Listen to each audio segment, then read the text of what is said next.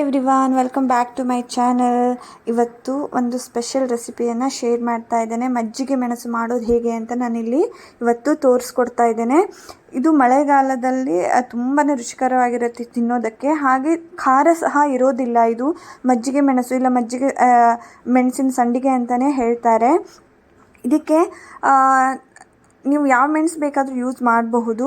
ನಮ್ಮ ಕಡೆ ನಾವು ಈ ಗೋಕರ್ಣ ಮೆಣಸು ಅಂತ ಏನು ಹೇಳ್ತೀವೋ ಅದನ್ನೇ ನಾವು ಯೂಸ್ ಮಾಡ್ತೇವೆ. ಇದು ಖಾರನೇ ಇರೋದಿಲ್ಲ, ಒಂಚೂರು ಹೌದು ಅಲ್ವೋ ಖಾರ ಇರುತ್ತೆ. ಅದನ್ನು ವಾಶ್ ಮಾಡಿ ಚೆನ್ನಾಗಿ ಒರೆಸಿ ಒಣಗಿಸಿಟ್ಕೊಳ್ಬೇಕು. ಒಣಗಿಸಿಟ್ಕೊಂಡಂಥ ಫ್ಯಾನ್ ಗಾಳಿಗೆ ಸ್ವಲ್ಪ ಆ ರೀತಿ ಒರೆಸ್ಬಿಟ್ಟು ಇಟ್ಕೊಳ್ಬೇಕು. ಆಮೇಲೆ ಈ ರೀತಿ ಒಂದು ಮಧ್ಯದಲ್ಲಿ ಈ ರೀತಿ ಒಂದು ಸಣ್ಣ ಗಾಯ ಮಾಡಬೇಕು. ಏನಕ್ಕೆ ಅಂದರೆ ಇದನ್ನು ನಾವು ಮೊಸರಿಗೆ ಹಾಕಿಬಿಟ್ಟು ಇದನ್ನು ಬಿಸಿಲಿಗೆ ಇಡಬೇಕು.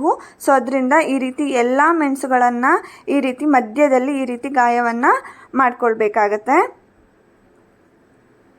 ಇದರಲ್ಲಿ ನೀರಿನ ಅಂಶ ಎಲ್ಲ ಇಟ್ಕೊಳ್ಳೋಕೆ ಹೋಗಬೇಡಿ. ಸೊ ಅದರಿಂದ ಒಂದ್ಸಲ ಚೆನ್ನಾಗಿ ತೊಳೆದ ಮೇಲೆ ನಾನು ಇದನ್ನು ಚೆನ್ನಾಗಿ ಒಣಗಿಸಿನೇ ಈ ರೀತಿ ಕಟ್ ಮಾಡ್ಕೊಳ್ತಾ ಇದ್ದೇನೆ. ನೋಡಿ, ನಾನು ಎಲ್ಲ ಮೆಣಸುಗಳನ್ನು ಕಟ್ ಮಾಡ್ಕೊಳ್ತಾ ಇದ್ದೇನೆ. ಇದು ಊಟಕ್ಕೆ ತುಂಬಾ ರುಚಿಕರವಾಗಿರುತ್ತೆ. ಖಾಲಿ ಗಂಜಿಗೆ ಇಲ್ಲ ಮೊಸರನ್ನಕ್ಕೆ ಇದು ತುಂಬಾ ಟೇಸ್ಟಿ ಅಂತ ಅನಿಸುತ್ತೆ.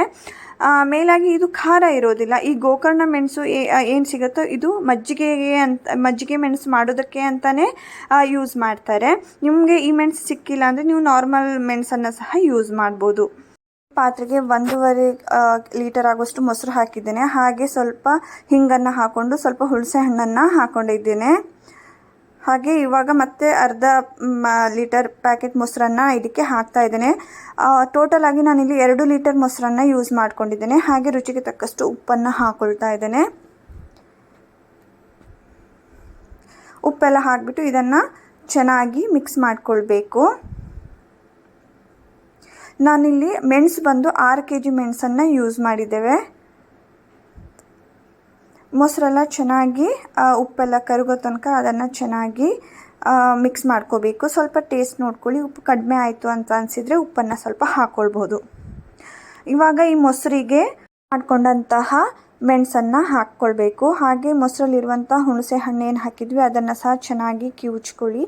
ಅದು ರಸ ಬಿಡೋ ತನಕ ಇದನ್ನು ಚೆನ್ನಾಗಿ ಕಿವುಚಿ ಇದು ಮಾಡ್ಕೊಳ್ಳಿ, ಮಿಕ್ಸ್ ಮಾಡ್ಕೊಳ್ಳಿ. ಇದೆಲ್ಲ ಚೆನ್ನಾಗಿ ಮಿಕ್ಸ್ ಆಗಿದೆ. ಇವಾಗ ಸ್ವಲ್ಪನೇ ಮಾಡಿ ಅಷ್ಟು ಮೆಣಸಿನ್ಕಾಯನ್ನು ನಾನು ಇದಕ್ಕೆ ಹಾಕ್ಕೊಳ್ತಾ ಇದ್ದೇನೆ. ಒಂದೇ ಸಲ ಹಾಕೋದಕ್ಕೆ ಹೋಗ್ಬಿಡಿ, ಮಿಕ್ಸ್ ಮಾಡೋದಕ್ಕೆ ಸ್ವಲ್ಪ ಕಷ್ಟ ಆಗುತ್ತೆ. ಈ ರೀತಿ ಸ್ವಲ್ಪ ಮೆಣಸನ್ನು ಹಾಕಿಬಿಟ್ಟು ಮಿಕ್ಸ್ ಮಾಡ್ಕೊಳ್ತಾ ಇರಬೇಕು. ಏನಾದರೂ ಪಾತ್ರೆ ಸಾಕಾಗಿಲ್ಲ ನೀವು ಸ್ವಲ್ಪ ಚೇಂಜ್ ಮಾಡಿಬಿಟ್ಟು ಮಿಕ್ಸ್ ಮಾಡ್ಬೋದು. ನಂದಿದು ಇಡ್ಲಿ ಪಾತ್ರೆನೇ ಯೂಸ್ ಮಾಡ್ತಾ ಇದ್ದೇವೆ ದೊಡ್ಡದು. ಸೊ ಅದರಿಂದ 6 kg ಮೆಣಸು ಸಹ ಇದರಲ್ಲಿ ಹಿಡಿಯುತ್ತೆ. ಈ ರೀತಿ ಚೆನ್ನಾಗಿ ಮಿಕ್ಸ್ ಮಾಡ್ಕೊಳ್ಬೇಕು. ಎಲ್ಲ ಮೆಣಸಿಗೂ ಏನು ಮೊಸರಿದೆ ಅದೆಲ್ಲ ತಾಗಬೇಕು. ಈ ಪ್ರೊಸೆಸ್ನ ನೀವು ನೈಟ್ ಮಾಡಿ ಇದನ್ನು ಹೀಗೆ ಮುಚ್ಚಿಡಬೇಕಾಗತ್ತೆ. ಓವರ್ ನೈಟ್ ಇದು ಮೊಸರಲ್ಲೇ ಇರಬೇಕು. ನೋಡಿ, ಇದು ಮಾರ್ನಿಂಗ್ ಆದಮೇಲೆ ಈ ರೀತಿ ಮೊಸರೆಲ್ಲ ಸ್ವಲ್ಪ ಚೆನ್ನಾಗಿ ಹಿಡ್ಕೊಂಡಿದೆ. ಇದನ್ನು ನಾವು ಬಿಸಿಲಿಗೆ ಒಣಗಿಸ್ಬೇಕು. ಚೆನ್ನಾಗಿ ಎಲ್ಲಿ ಬಿಸಿಲಿರುತ್ತೋ ಅಲ್ಲಿ ಒಂದು ಸ್ವಲ್ಪ ಬಟ್ಟೆ ಹಾಕಿಬಿಟ್ಟು ಇಲ್ಲ ಚಾಪೆ ಏನಾದರೂ ಹಾಕಿಬಿಟ್ಟು ಎಲ್ಲ ಮೆಣಸನ್ನು ನಾವು ಬಿಸಿಲಿಗೆ ಒಣಗಿಸ್ಕೊಳ್ಬೇಕು. ಅದು ಎಕ್ಸ್ಟ್ರಾ ಏನು ಮೊಸರು ಇರುತ್ತೋ ಅದು ಅದೇ ಪಾತ್ರೆಯಲ್ಲಿ ಇರಲಿ. ಸಂಜೆ ಅದನ್ನು ಬಿಸಿಲಿಗೆ ಹಾಕಿದಂತಹ ಮೆಣಸು ಏನಿದೆ ಅದನ್ನು ಅದೇ ಮೊಸರಿನ ಪಾತ್ರೆಗೇ ಮತ್ತೆ ಹಾಕಬೇಕು. ಸೊ ಎಲ್ಲ ಮೆಣಸುಗಳನ್ನು ನಾನಿಲ್ಲಿ ಸ್ಪ್ರೆಡ್ ಮಾಡ್ಕೊಳ್ತಾ ಇದ್ದೇನೆ. ಎಲ್ಲ ಮೆಣಸಿಗೂ ಚೆನ್ನಾಗಿ ಬಿಸಿಲು ತಾಗೋ ಥರ ಇದನ್ನು ಸ್ಪ್ರೆಡ್ ಮಾಡಿ. ಎಲ್ಲಿ ಚೆನ್ನಾಗಿ ಬಿಸಿಲಿರುತ್ತೋ ಅಲ್ಲೇ ಹಾಕಬೇಕು. ಇದು ಬಂದು ಸ್ವಲ್ಪ ಪ್ರೊಸೀಜರ್ ಲಾಂಗ್ ಆಗಿರುತ್ತೆ. ಇದಕ್ಕೆ ಚೆನ್ನಾಗಿ ಬಿಸಿಲು ತಾಗಬೇಕು. ಸೊ ಅದರಿಂದ ಇಲ್ಲಿ ನೋಡ್ಬೋದು ನನ್ನ ಪಾತ್ರೆಯಲ್ಲಿ ಇಷ್ಟು ಮೊಸರು ಉಳಿದಿದೆ. ಇನ್ನು ಇದನ್ನು ಮುಚ್ಚಿಡ್ತಾ ಇದ್ದೇನೆ. ಇವಾಗ ಸಂಜೆ ಆಗಿದೆ. ಸಂಜೆ ಆಗ್ತಿದ್ದಾಗಿ ಮೆಣಸು ನೋಡ್ಬೋದು ಸ್ವಲ್ಪ ಬಾಡಿದೆ, ಸ್ವಲ್ಪ ಕಲರ್ ಸಹ ಚೇಂಜ್ ಆಗಿದೆ, ಸ್ವಲ್ಪ ಬಿಳಿ ಬಣ್ಣಕ್ಕೆ ಇದು ಕನ್ವರ್ಟ್ ಆಗಿದೆ. ಸೊ ಇವಾಗ ಇದೆಲ್ಲ ಮೆಣಸುಗಳನ್ನು ನಾನಿಲ್ಲಿ ತೆಗಿತಾ ಇದ್ದೇನೆ. ಇದಕ್ಕೆ ಮಿನಿಮಮ್ ಅಂದರೂ ಒಂದು 8 ದಿನನಾದರೂ ಇದನ್ನು ನಾವು ಬಿಸಿಲಲ್ಲಿ ಇಡಬೇಕು. ಚೆನ್ನಾಗಿ ಬಿಸಿಲು ಬಂದರೆ 8 ದಿನದಲ್ಲಿ ಬಿಸಿಲಿಗೆ ಇದು ಚೆನ್ನಾಗಿ ಕ್ರಿಸ್ಪಿ ಆಗುತ್ತೆ. ಇದು ಚೆನ್ನಾಗಿ ಬಿಸಿಲು ತಾಗಿಲ್ಲ ಅಂದರೆ ಮೆಣಸು ಕಪ್ಪಾಗಿ ಬಿಡುತ್ತೆ, ತಿನ್ನೋದಕ್ಕಾಗಲ್ಲ. ನೋಡ್ಬೋದು ಇವಾಗ ಬಿಸಿಲಿಂದ ತಗೊಂಡು ಬಂದಂತಹ ಮೆಣಸು ಏನಿತ್ತು ಅದನ್ನು ಉಳಿದಿರುವಂತಹ ಮೊಸರಿಗೆ ಮತ್ತೆ ಹಾಕಿಡ್ತಾ ಇದ್ದೇವೆ. ಇದನ್ನು ಈ ರೀತಿ ಸಂಜೆ ಆದಮೇಲೆ ಮೆಣಸು ತೆಗೆದು ಉಳಿದಂತಹ ಮೊಸರು ಏನಿದೆ ಅದೇ ಪಾತ್ರೆಗೆ ಎಲ್ಲ ಮೆಣಸನ್ನು ಹಾಕಿ ಚೆನ್ನಾಗಿ ಮಿಕ್ಸ್ ಮಾಡಿ ಇದನ್ನು ಓವರ್ನೈಟ್ ಹೀಗೆ ಇಡಬೇಕು. ಎಲ್ಲಿ ತನಕ ಮೊಸರು ಪಾತ್ರೆಯಲ್ಲಿ ಇರುತ್ತೋ ಅಲ್ಲಿ ತನಕನೂ ನೀವು ಡೈಲಿ ಇದೇ ರೀತಿ ಮಾಡಬೇಕು. ಇದು ಜಾಸ್ತಿ ದಿನ ಮೊಸರು ಉಳಿಯಲ್ಲ. ಇದು ಫಸ್ಟ್ ಡೇ ಅಲ್ವಾ, ಸೊ ಅದಕ್ಕೆ ಸ್ವಲ್ಪ ಮೊಸರು ಉಳಿದಿದೆ. ಸೆಕೆಂಡ್ ಡೇ ಥರ್ಡ್ ಡೇಗೆಲ್ಲ ಮೊಸರು ಖಾಲಿಯಾಗಿರುತ್ತೆ. 3 ಡೇಸ್ ಆದರೂ ಬರುತ್ತೆ.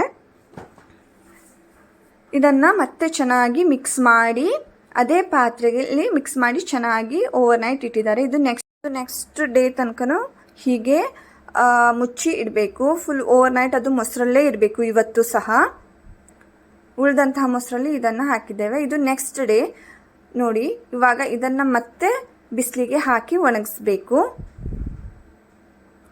ಲಾಸ್ಟಿಗೆ ಸ್ವಲ್ಪ ಮೊಸರು ಇವತ್ತು ಸಹ ಉಳಿದಿದೆ. ನಾನು ಸ್ಪ್ರೆಡ್ ಎಲ್ಲ ಮೆಣಸಿನ್ಕಾಯಿನ ಎಲ್ಲ ಸ್ಪ್ರೆಡ್ ಮಾಡಿದ್ಮೇಲೆ ನಾನು ಮೊಸರನ್ನು ತೋರಿಸ್ತೀನಿ. ಇದು ಸೆಕೆಂಡ್ ಡೇ. ನೋಡ್ಬೋದು ಚೆನ್ನಾಗಿ ಎಲ್ಲ ಬಿಸಿಲು ತಾಗೋ ಥರ ಸ್ಪ್ರೆಡ್ ಮಾಡಿದ್ದೇವೆ. ಇವತ್ತು ಇಷ್ಟು ಮೊಸರು ಉಳಿದಿದೆ. ನಿನ್ನೆ ಜಾಸ್ತಿ ಇತ್ತಲ್ವ, ಇವತ್ತು ಇಷ್ಟು ಮೊಸರು ಉಳಿದಿದೆ. ಇದು ಸಂಜೆ, ಇವಾಗ ಸಂಜೆ ಆಗಿದೆ.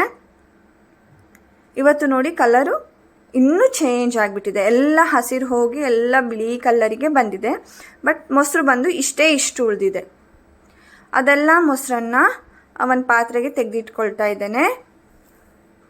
ಹಾಗೆ ಏನು ಬಿಸಿಲಿಗೆ ಒಣಗಿಸಿದ್ವೋ ಸೆಕೆಂಡ್ ಡೇ ಮೆಣಸನ್ನು ಮತ್ತೆ ಅದನ್ನು ಅದೇ ಪಾತ್ರೆಗೆ ಹಾಕಿಬಿಟ್ಟು ಏನು ಮೊಸರು ಉಳಿದಿತ್ತಲ್ವ ಆ ಮೊಸರನ್ನು ಇದ್ರ ಮೇಲ್ಗಡೆ ಹಾಕಿ ಚೆನ್ನಾಗಿ ಮಿಕ್ಸ್ ಮಾಡಿ ಇದನ್ನು ಸಹ ಓವರ್ನೈಟಿಗೆ ಇದನ್ನು ಹೀಗೆ ಬಿಡಬೇಕು. ಇವತ್ತು ಸ್ವಲ್ಪ ಮೊಸರು ಉಳಿದಿದೆ. ನಾಳೆ ತನಕ ಈ ಮೊಸರು ಏನೂ ಉಳಿಯಲ್ಲ, ಎಲ್ಲ ಮೆಣಸು ಹೀರ್ಕೊಂಡಿರುತ್ತೆ. ಆವಾಗ ಮಾತ್ರ ಮೆಣಸು ಖಾರ ತಿನ್ನೋದಕ್ಕೆ ಖಾರ ಆಗೋದಿಲ್ಲ. ಸೊ ಅದರಿಂದ ಈ ರೀತಿ ಮಾಡಬೇಕು. ಎಷ್ಟು ಮೆಣಸಿನ್ಕಾಯಿ ಎಷ್ಟು ಮೊಸರನ್ನು ಹೀರ್ಕೊಳ್ಳುತ್ತೋ ಅಷ್ಟು ಖಾರ ಕಮ್ಮಿ ಆಗುತ್ತೆ. ಇದು ನೋಡ್ಬೋದು ನೆಕ್ಸ್ಟ್ ಡೇ. ಇದು ಥರ್ಡ್ ಡೇ. ಇದು ನೋಡಿ ಇವಾಗ ಮೊಸರು ಇಲ್ಲ, ಎಲ್ಲ ಮೊಸರು ಹೀರ್ಕೊಂಡಿದೆ. ಮೆಣಸೆಲ್ಲ ಮೊಸರನ್ನು ಹೀರ್ಕೊಂಡಿದೆ. ಇವತ್ತು ಪಾತ್ರೆ ಖಾಲಿಯಾಗಿದೆ. ಇದನ್ನು ಸಹ ಇವತ್ತು ಬಿಸಿಲಿಗೆ ಚೆನ್ನಾಗಿ ಸ್ಪ್ರೆಡ್ ಮಾಡಿ ಇಡ್ತಾ ಇದ್ದೇವೆ. ಸಂಜೆ ಆಗೋಷ್ಟರೊಳಗಡೆ ನೋಡಿ ಎಷ್ಟು ಒಣಗಿದೆ. ಒಂದು ಸ್ವಲ್ಪ ಬ್ರೌನ್ ಕಲರಿಗೆ ಇದು ಕನ್ವರ್ಟ್ ಆಗ್ತಾ ಇದೆ. ಈ ರೀತಿ ನೀವು ಇದು ಚೆನ್ನಾಗಿ ಕ್ರಿಸ್ಪಿ ಆಗುತ್ತೆ. ಸ್ವಲ್ಪ ಸಹ ಹಸಿ ಇರೋಲ್ಲ. ಅಲ್ಲಿ ತನಕ ನೀವು ಬಿಸಿಲಿಗೆ ಹಾಕ್ಕೊಳ್ಳೇಬೇಕು, ಇಲ್ಲ ಅಂದರೆ ಇದು ಕಪ್ಪಾಗಿ ಬಿಡುತ್ತೆ. ನಾನು ಇದನ್ನು ಒಂದು 8 ರಿಂದ 10 ದಿನ ಬಿಸಿಲಿಗೆ ಆದರೂ ನಾನಿಲ್ಲಿ ಇದನ್ನು ಹಾಕಿದ್ದೇನೆ. ನೋಡಬಹುದು ಇದು 4th ಇಲ್ಲ 5th ಡೇದು. ಈ ರೀತಿ ಚೆನ್ನಾಗಿ ಕ್ರಿಸ್ಪಿ ಆಗಿದೆ. ಇದು ನೋಡಿ ಎಷ್ಟು ಚೆನ್ನಾಗಿ ಎಲ್ಲ ಒಣಗಿದೆ ಅಂತ. ನಿಮಗೆ ಕೈಗೆ ಸ್ವಲ್ಪನೂ ಸಹ ಹಸಿ ತಾಗಬಾರ್ದು. ಹಾಗೆ ಇದನ್ನು ಮುಟ್ಟುವಾಗ ಕೈಯಲ್ಲಿ ನೀರಿನ ಅಂಶ ಏನೂ ಇರಬಾರ್ದು.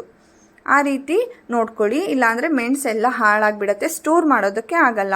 ಈ ರೀತಿ ನೀವು ಚೆನ್ನಾಗಿ ಡ್ರೈ ಮಾಡಿ ಇಟ್ಕೊಂಡ್ರೆ ಇದು ಫುಲ್ ಮಳೆಗಾಲ ನೀವು ಇದನ್ನು ಸೇವಿಸ್ಬೋದು. ಇದು ಟೋಟಲಾಗಿ 8 ದಿನ 9 ದಿನ ಆಗಿದೆ. ನಾವು ಇದನ್ನು ಫ್ರೈ ಮಾಡಿ ತೋರಿಸ್ತೀನಿ. ಇದನ್ನು ಫ್ರೈ ಮಾಡುವಾಗ ನೀವು ಕೊಬ್ಬರಿ ಎಣ್ಣೆಯಲ್ಲೇ ಫ್ರೈ ಮಾಡಿ, ತುಂಬಾ ರುಚಿಯಾಗಿರುತ್ತೆ. ನಾನಿಲ್ಲಿ ಸ್ವಲ್ಪ ಎಣ್ಣೆ ತೊಗೊಂಡು ಒಂದು ಮೆಣಸನ್ನು ಹಾಕಿ ನೋಡ್ತಾ ಇದ್ದೇನೆ. ಬಟ್ ಇದು ಎಣ್ಣೆ ಸ್ವಲ್ಪ ಬಿಸಿ ಆಗಿಲ್ಲ. ಎಣ್ಣೆ ಬಿಸಿ ಆದಮೇಲೆ ನಾನಿಲ್ಲಿ ಒಂದು 4-5 ಮೆಣಸಿನ್ಕಾಯನ್ನು ಹಾಕಿಬಿಟ್ಟು ಫ್ರೈ ಮಾಡ್ತೀನಿ. ನೋಡ್ಬೋದು ಎಷ್ಟು ಚೆನ್ನಾಗಿ ಕ್ರಿಸ್ಪಿಯಾಗಿ ಇದು ಬಂದಿದೆ ಅಂತ. ಕಲರ್ ಸಹ ತುಂಬ ಚೆನ್ನಾಗಿ ಗೋಲ್ಡನ್ ಕಲರಿಗೆ ಬಂದಿರುತ್ತೆ. ನೀವು ಇದನ್ನು ಮಜ್ಜಿಗೆ ಅನ್ನಕ್ಕೆ, ಮೊಸರು ಅನ್ನಕ್ಕೆ, ಖಾಲಿ ಗಂಜಿಗೆ ಮಳೆಗಾಲದಲ್ಲಿ ತುಂಬಾ ಟೇಸ್ಟಿಯಾಗಿ ತುಂಬ ರುಚಿಕರವಾಗಿರುತ್ತೆ. ಖಾರ ಅಂತೂ ಸ್ವಲ್ಪನೂ ಇರೋದಿಲ್ಲ. ಇವಾಗ ಇದು ಏನು ಮಜ್ಜಿಗೆ ಸಂಡಿಗೆ ಏನು ಹೇಳ್ತಾರೆ, ಇವಾಗ ಇದು ರೆಡಿಯಾಗಿದೆ. ಯೂಸ್ ಮಾಡಬಹುದು. ನೀವು ಒಂದು 8 ರಿಂದ 10 ದಿನ ಬಿಸಿಲಿಗಿಟ್ರೆ ಇದು ಚೆನ್ನಾಗಿ ರೆಡಿ ಆಗುತ್ತೆ. ನೋಡಬಹುದು ಫ್ರೈ ಮಾಡಿದಂತಹ ಮೆಣಸಿನ್ಕಾಯಿ ಎಷ್ಟು ಚೆನ್ನಾಗಿ ಕ್ರಿಸ್ಪಿಯಾಗಿ ಬಂದಿದೆ ಅಂತ. ನಾನಿಲ್ಲಿ ಒಂದು ಮುರಿದು ಸಹ ತೋರಿಸ್ತೀನಿ. ನೋಡ್ಬೋದು ಎಷ್ಟು ಪುಡಿ ಆಗ್ತಾ ಇದೆ ನೋಡಿ, ಎಷ್ಟು ಕ್ರಿಸ್ಪಿ ಆಗಿದೆ. Thank you for watching. Please subscribe to my channel.